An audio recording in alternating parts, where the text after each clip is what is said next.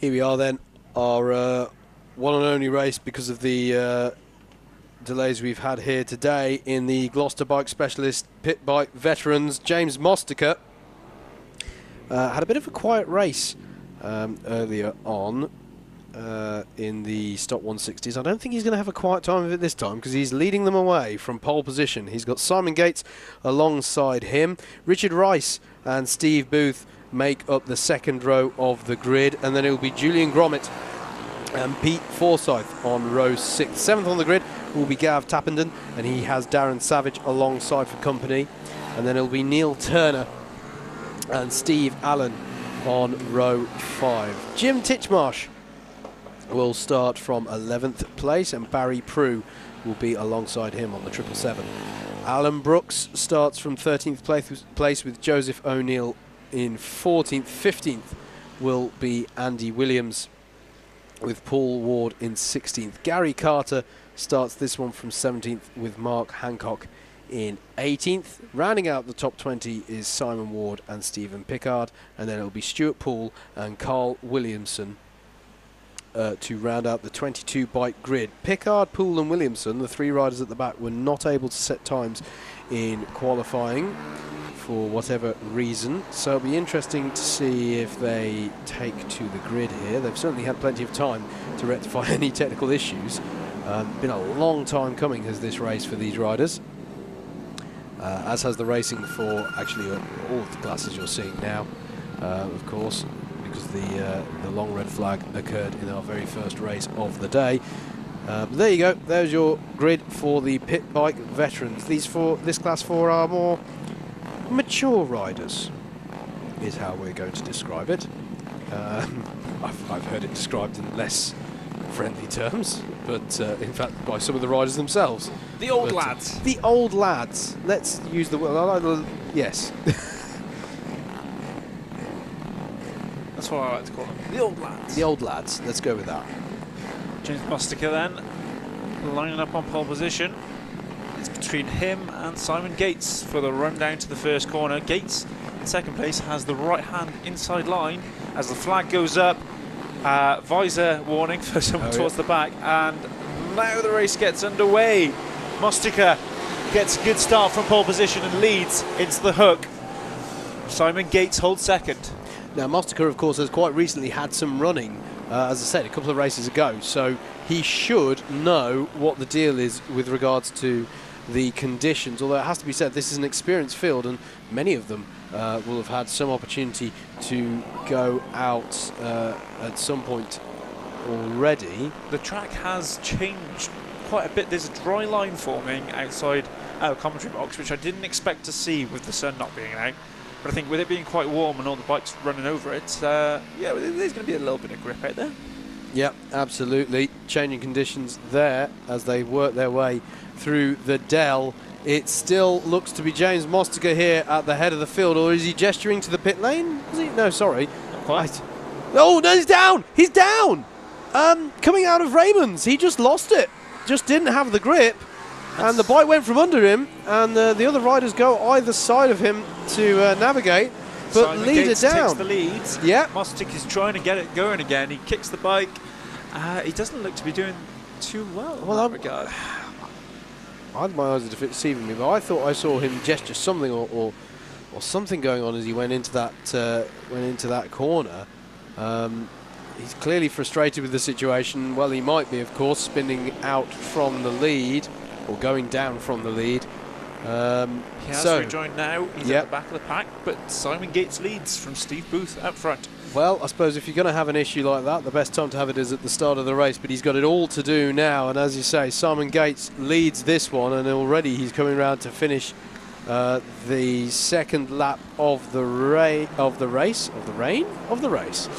And then Steve Booth is in second, Richard Rice in third. So they're quite evenly spread out at the moment across the top three. Support coming in for Richard Rice and Andy Williams from Dean Dewey. Glad to have you with us. Absolutely. If Simon Gates did win this, it would be his first win for the season in this class. Races so far have gone the way of Steve Booth, Richard Rice Mark Davis and Martin Cockayne. Yes, into the Dell now come our race leaders. We are following. Who's this we're following here?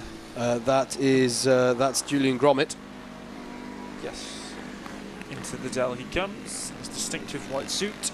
Yeah, he's actually right, left, right. He might not have had any wins himself so far this year, but he's sitting second in the points at the moment, is Gromit. So having a good season, and we are going to have to think about that more, of course, as the season goes on. We are, of course, going to be at the halfway mark after today, and of course, this race, or each race today, more critical than ever in the sense that if you have a bad race, it's your only race of the day here, and that becomes your score for the round. So no opportunity to make good on mistakes in a second race. So it's all on this one at the moment. Simon Gates doing everything he needs to do. He's got the fastest lap of the race by some margin, a 55.6. James Mostica is the next fastest rider on the track, trying to recover. As we just saw Gromit, there's Steve Allen, and then comes a battle between Andy Williams and Jim Titchmarsh for 6th place through the Dell.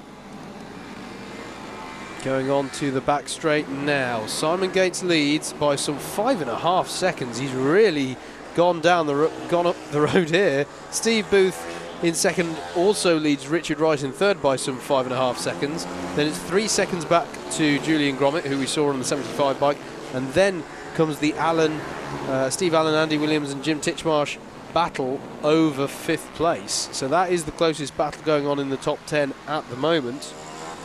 Also a battle between Gary Carter and Joseph O'Neill at the back of the top 10. James Mostica has regained 12th place. He's fighting his way back after an early off. Yep, good spot there. He's now chasing down Paul Ward and has a 9-second deficit to him. Please follow into the Dell. These two riders here. This is the battle for out of focus. I can't quite tell suddenly you. Went into a romantic film with a soft haze there, but I think it's the battle over 4th, isn't it? Still, for 5th even. 5th, yes. This is Steve Allen and Andy Williams. Yep, crossing the line. Really, still quite close together, aren't they? As they head through the hook. Support coming in for Joe O'Neill, from who I presume to be a relation, Ryan. Joe O'Neill currently down in 10th place. Yep. Of course, has already seen some track action today. We're looking still at the battle here, and is that the challenge going on there? Is that Andy Williams getting up the inside there into the hook? No change in position. No, it's as they were, isn't it? Yeah, sorry. But there was a definite look there into... Did I say the hook? I meant the Dell. It is hook-shaped. Yes. Here they come across the line again. Steve Allen in 5th, Andy Williams in 6th, and then Jitten Titchmarsh now has Pete Forsyth for company as well. So they're pairing off into 2 battles of 2 here in the mid part of the top 10. And into Surtees, is that the opportunity there? No, not quite for Williams. Just biding his time as they go through Matt Werters.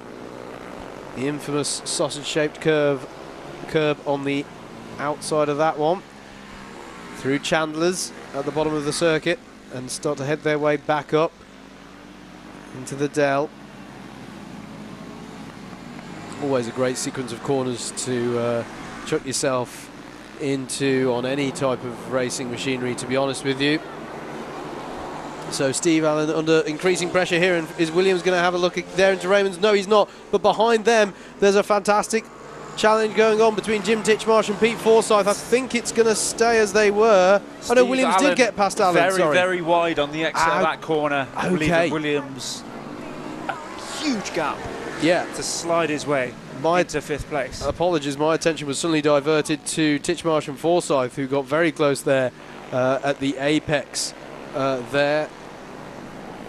Forsyth had to basically stand the bike up, I think, to avoid an incident of some kind there. But brilliant battling here. Simon Gates now nearly 10 seconds up the road. He's just crossed the line again. Steve Booth running well but quietly in second. Richard Rice also having a quiet one in third, and still Julian Gromit in fourth. So the top four have sort of secured their place quite well here. Third and fourth not too far apart. There is 3 seconds in it at the minute.